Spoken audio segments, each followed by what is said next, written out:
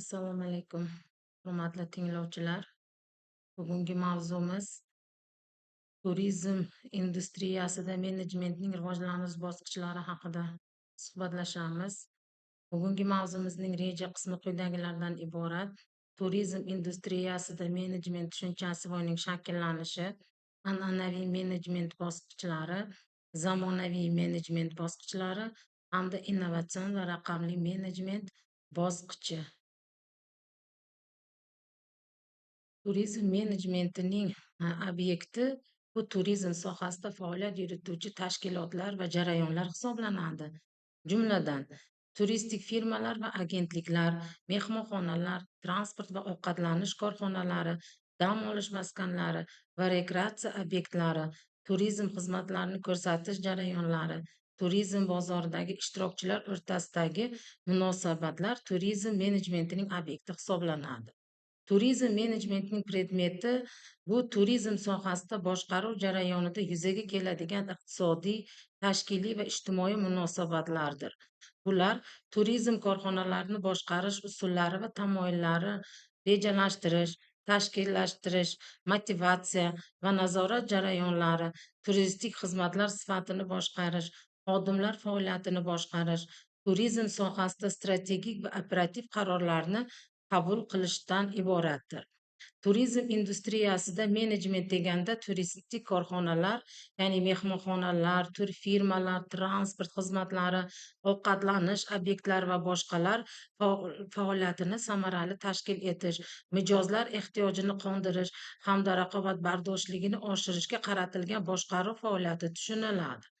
Bu sohada menejment xizmatlari sifati, mijozlar bilan muloqot, xodimlar malakasi va innovatsion yondashuvlar bilan chambarchas bog'liqdir. Menejmentning shakllanish bosqichlari quyidagi bosqichlarni o'z ichiga oladi. Ya'ni birinchi bosqich an'anaviy menejment bosqichi. Bu 20-asr boshlarigacha bo'lgan davrni o'z ichiga oladi.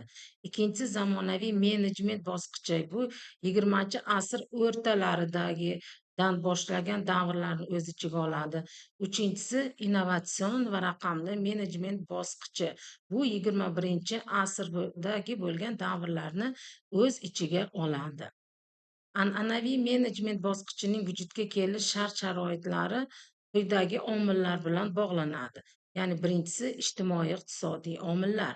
Ushbu davrda transport vositalarining rivojlanishi, savdo va sayohatlarning faollashuvi, mehmonxona va karvonsaroylar sonining ortishi turizm faoliyatini boshqarish zaruratini yuzaga keltiradi.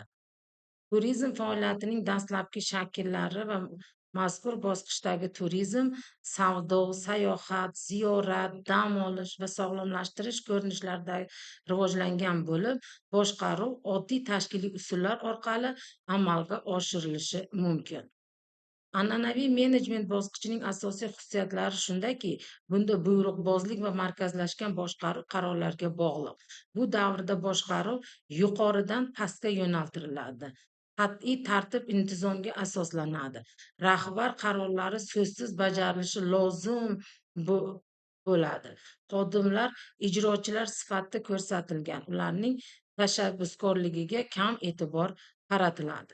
Zamonaviy menejment bosqichida turizm industriyasida boshqaruvga bo'lgan qarashlar o'zgardi. Endi boshqaruv faqat buyruq berish emas, balki inson, mijoz va bilimga tayangan holda ish yuritishini anglatadi.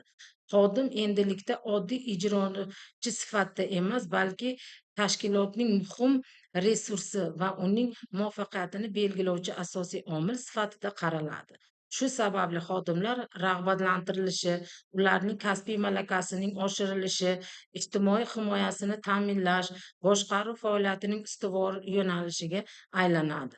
Bu yondashuv xodimlarning tashabbuskorligiga va mehnat samaradorligini oshirishga xizmat qiladi. Zamonaviy menejment bosqichining afzalliklari bozor o'zgarishlariga tez moslashadi. yangi xizmatlarni joriy etishga undaydi. 21-asrda turizm industriyasida menejmentning yangi innovatsion va raqamli bosqichiga o'tdi. Bunga bir nechta muhim sabablar ta'sir qildi. Birinchidan, texnologiyalar tez rivojlandi. Internet, smartfonlar, onlayn bron qilish tizimlari paydo bo'ldi. Endi turist mehmonxona yoki sayohatni ofisga bormasdan telefon orqali buyurtma qilishni o'rgandi.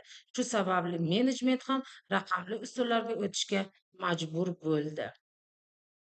Ikkinchidan, raqobat kuchaydi, turizm bozori kengaydi, firmalar soni ko'paydi. Kim tezroq, qulayroq va arzonroq xizmat ko'rsatsa, o'sha yutuqqa erishdi. Bu holat menejerlardan yangi g'oyalar va innovatsion yondashuvlarni talab qiladi. Uchinchidan, mijozlarning talabi o'zgardi. Hozirgi turist tezkor xizmatni, qulaylikni, shaxsiy yondashuvni xohlaydi. Shu sababli menejment mijozga moslashib, xizmatlarni individuallashtirishga e'tibor qaratadi.